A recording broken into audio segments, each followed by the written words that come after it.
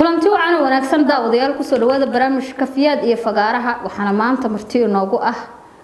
Shukur Cabdulqaadir Ciise oo kamid ah macallimiinta da'da yar ee wax ka dhiga iskuulada ku yaala Galmudug gaar ahaan caasimadda Galmudug soo dhawaw Shukri ku soo dhawaw barnaamijka Fiyaad iyo Fagaaraha leeyo ma santahay waan ku dhawahay barnaamijka Fiyaad iyo Fagaaraha maanta aad ugu faraxsanahay inaan ku soo booqdo xaruntiina Fiyaad iyo Fagaaraha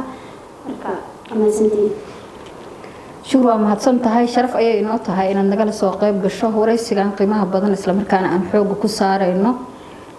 shaqooyinkaaga ama shaqadan macalinimada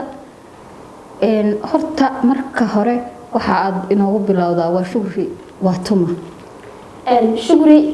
Shukridan ka hor fadhida Shukri waa gabar wax ka dhigta iskuulada ku yaala caasimadda Dhuusamareeb tarnoleedkayga hadaan dib u raaco aniga waxaan ku dhashay Dhuusamareeb agaarkeedan tuulooyinka hoos yimaada waxaan wax ku soo bartay waxbarashadeedii dugsiga Quraanka ka bilaabay isla deegaanadaas waxaan waxbarashadeedii ka bilaabay dugsiga hoose dhexe heer iskuul hadaan iraad waxaan ka bilaabay Dhuusamareeb aakhirna waxaan ku soo gabangabeeyay meel ka baxsan hadda waddanka Soomaaliya oo ku taala Kenya Nairobi dibna ugu soo laabtay wadankayga ilaa maanta aan ku suganahay kana ahay macallimada ka dhigta iskuulada ku yaala caasimadda Dhuusamareeb Shukri waxaan rabaa inaan ku weydiiyo goorma ayaad bilowday shaqadan macalinimada inaad ku shaqayso shaqadan macalinimada inaan ku shaqeeyo waxaan bilaabay sanadkii 2019 bishii 8 markii iskuulada sanadkiisa la furay ilaa haddana waan maxaa kugu dhaliyay in aad macallin noqoto oo aad dad kala gedisan ونقطة معلم. نهانتي هذا تان وحاسي أقول لي مثل هاي ولكن ما أنت على ويا هميجا إن عندك كيجا وفائدة عمل عن قانون وجهلي وصار عندي صبر تاني عن دار هاي أي أقول على السنة نقول معلم وعن أول ما كنت بتشوف إذا أنت تجي لناجر وانا هاي أنت على نقول معلم وحبرادتك وشرحها مدام أن كنت نادك شرحات قرطنك وحتى نسيس تعمل كل waayahay badanaa waxaa la dhahaa gabdhaha kuma badna shaqadan ma jiraan wax caqabadaha oo aad kala kulantay shaqadan markii aad bilowday ilaa abtunaa horta wax walba oo la bilaabayo ama la qabanayo caqabadayda taas wax walba la qabanayo kasii maanta markii meeshaan soo fadhiisanayo barnaamijkan aan qabanayno qasab caqabad kala kulanteen inaad waxraysayna wixii aqri waad ku guuleysatay soo wax walba oo la qabanayo ama lagu haminayo in la qabto caqabaday leeyihiin ka shaqsi ahaanteed haddaan usoo laabto caqabadaha aan kala kulmay shaqada wajiran caqabada aan kala kulmay inkastoo hadeertaan aan dhihi karin caqabado aniga hor istaagay inaan shaqadii qabto waana aan ka gudbay markii aan ku talagalay inaan caqabadan iska caabin ku sameeyo waa ka gudbo maantan heerka aan joogo waan soo gaaray لكن هذه مركز أنا لعب صلاحها عقبتي مركز القصة أو ليه لها عقبات أنا كل شوكة وحسن فلكي وحسن فلكي ما شوكة عقبات هو وين أو كلام كل ما يقدر شيء وحاول أنا لعب سنة سدين أحد أو أحد إن أنا مركي أنا أرده استاجي يقول أنا تأه أنت ما عندك كسودية سيدا أو شريه كرتا أنا سيدا بحفهم سي كرتا أو سيدا أنت صورت استاجت أو جبار هسي كيسبتو صورت عشان فوقرت هذا أنا أرده بصوري كرتا أو شريه كرتا عقبت ugu weyn ku dhigay maanta waa kala kulmeyntaasay ma sha Allah markii laga soo tago taas ardada aad wax u dhigayday waxa kamid ah dadka da'weyn maadaama aad iskuul kala duwan dhigto dadka da'weyn kuwa ka da'yar waxaana la dhahaa badanaa way adag tahay inay gabar macallin noqoto gaar ahaan nimanka wala gabdhaha aad ay u challenge gareeyaan wayna adkaataa inay wax u meeriyaan si kugu suurta gashay inaad wax u meeriso daay inaad ka dhaadhiciso inaad macallin tahay dadkaas horta qofka inaad wax u sheegtid oo aad ka dhaadhiciso inaad macallin tahay wax ka fiican ku arkaan ay ku arkaan inaad tahay macallin anigu dadka ma iraado macallin ahay laakiin ayaga ay arkeen inaan macallin ahay salahan hadda iskuuladka aan wax ka dhigo anigu oo ku jiraan dadka waaweyn iyo dad aniga dhintaba haddii aan ku soo laabto su'aashaadii ahayd sida uga dhaadhicisa ama sidaas ugu meeridaa nimanka markay soo challenge kaaga yimaado xagooda horta qofka bini'aadamka leeyahay soo dhaqso adiga la dhaqantay waaye haddii aniga aan challenge la sameeyo dadkii oo aan isaga dhigo maxay tahay qof awood weyn aan isdareensiiyo qasab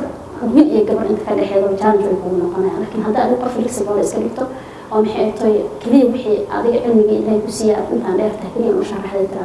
saan waxaan u dhahdin dadkeena ayaguna markaas waxay ku siinayaan xushmad waxaana kala kulmanayaan aad kala kulmaysaa inaad tahay macallin markaas adaa xitaa dareemaysa iyaguna way dareemayaan laakiin markaa dadkii ku noqotay wax challenge la sameynaya adee waxay kugu noqonaysaa caqabad dadkeena qasab aad kala kulmaysaa markaas challenge okay bulshada dhexdeeda markii bulshada dhexdeeda la tago mararka qaar aad meelaha marayso waxaa suurtageli karta inaad ardadaadii fadhida meelaha ku sii marto amaba dadka caadiga ay ku arkaan amaba ay ilmuhu hooyooyinkood u sheegaan inaad adiga macallin tahay wax caqabadaha ma kaaga imaadaan bulshada ruuxeeda marka laga tago ardada iyo fasalka gudihiisa ama iskuulka gudihiisa ma yaron ahaantii wax caqabadaha aan ku dhigi karo banaanka iga imaan ma jiraan haddii xitaa aan maanta waxaan ka helaa badhiiranaan waayo markaa magaalada dhexdeeda uga maraysid oo qof inta kusoo shisho uu ku yiraahdo macallin ee aad dareento xushmada dareemaysaa mogti soo waxaa u dhacda maalin dhexdaas oo kale anigoo meel joogo warqado watay warqad mid kamid igu dhacdo warqadii markay iga dhaceena arday kamid a ardada aan wax u dhiga markaas aan aqoonin oo saan ahantii askari markaas ahaayo aan xitaa markii horena wax u dhigaan oo aqoonsanin askari yahay ayaa iga daba dhawaaqay macallin dhowr jeer yidhi qofkan ku yaqaaniya waa isdhahay marka afkaan u xiray oo warqada kusoo qabtay macallin jiro warqada kaa dhacday miyir صح macallin warqada hoo waan fiirshay qofkan macallinka u dhahaya waa isdhahay marka afkii iska furay marka askariga yahay wuxuu yidhi waa aniga waa aqoon marka soo waxaan ka dareemo waa inaan dad kala duwan ama shakhsiyaad kala duwan noocay rabaan ha ahaadaan aan u dhigi karo waxna aan usoo dhigay xushmad ayaan dareemay maalintii marka macallimada xushmad ayaa lagala kulmaa maahane ismari banaanka markii loo sabxa aqoon ayaa lagala kulmaa xilligaas dariis u xiraamiya aad la kulmaysay dariis u xiraamiya waa aqoon aniga dariis iyo waliba asagana xiraam meel xitaa lama jeedo okay shura mahadsan tahay waxaan rabaa shuriye in aan ku weydiiyo ma jiraan wax dhambaala oo halkan uga dirayso ama la talina waxaa jira gabdho badan oo jecel inay macallimiin noqdaan haddana aaminsan inaysan noqon karin maxaad kula talinaysaa gabdhahaas saase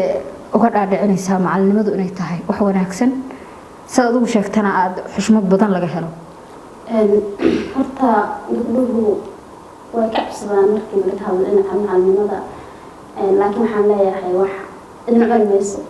dadka idin cuni maayo dadka aad istaalaadka aad ugu tagtiin oo idinku soo booqday daaweysiinay dhaqamada kala duwan leh ayaa iskuulaadkana jooga